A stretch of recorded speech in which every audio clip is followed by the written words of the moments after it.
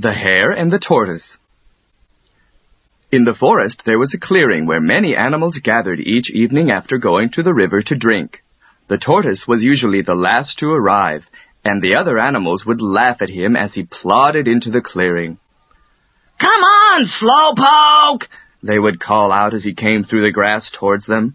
The tortoise would blink at them with his beady eyes and continue slowly on his way until he reached the spot where he wanted to settle down. The liveliest of all the animals there was the hare. He ran so fast that he was always the first to arrive. "Just look at me," he was boasting one evening. "I can run faster than any of you. My speed and cleverness will always win." The tortoise ambled into the clearing, last as usual, but to everyone's surprise he did not go to his usual place. Instead, he went slowly across to the hare. "Since you run so fast, could you beat me in a race?" he asked. "I? Beat you? In a race?" exclaimed the hare, and he fell on the ground and held his sides, he laughed so much. "Of course I could beat you! You name the distance, Tortoise, but don't make it too far for your short little legs."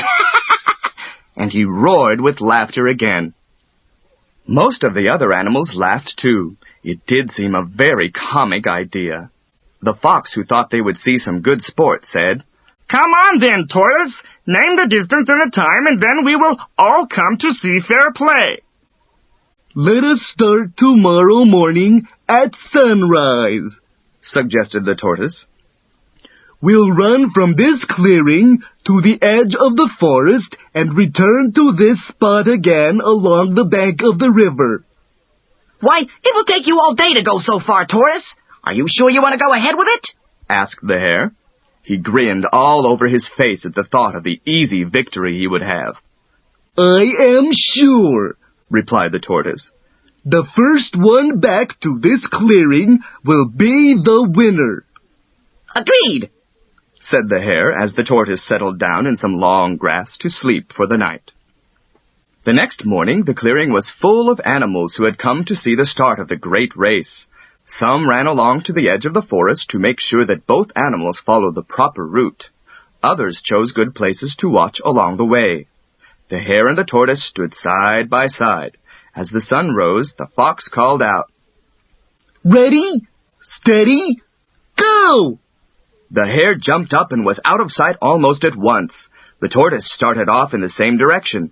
He plodded along, picking up his feet slowly, then putting them down only a little in front of where they had been before. "Come on, Tortoise!" called his friends anxiously, but he did not lift up his foot to wave at them as the hare had done. He kept on moving slowly forwards. In a few minutes, the hare was a long way from the starting line, so he slowed down. "It's going to take the tortoise all day," he thought. "So there's no need for me to hurry."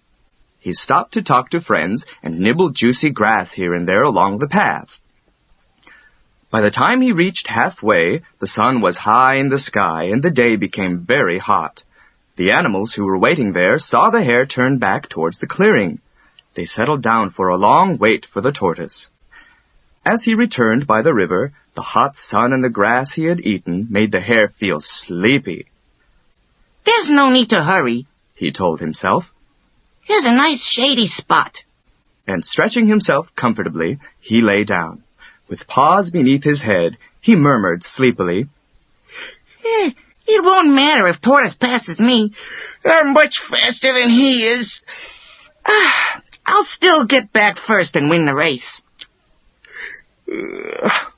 He drifted off to sleep. Meanwhile, the tortoise went on slowly. He reached the edge of the forest quite soon after the hare, for he had not stopped to talk to friends or eat tempting fresh grass.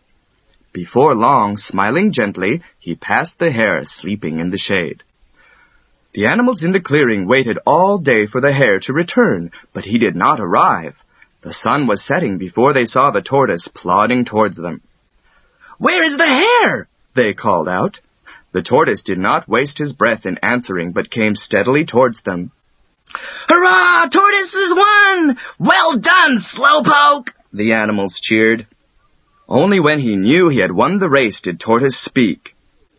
Hare? Oh, he's asleep back there by the river.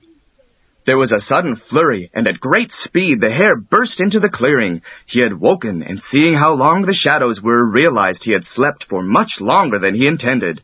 He had raced back to the clearing, but he was too late. Tortoise smiled and said, Slow and steady wins the race.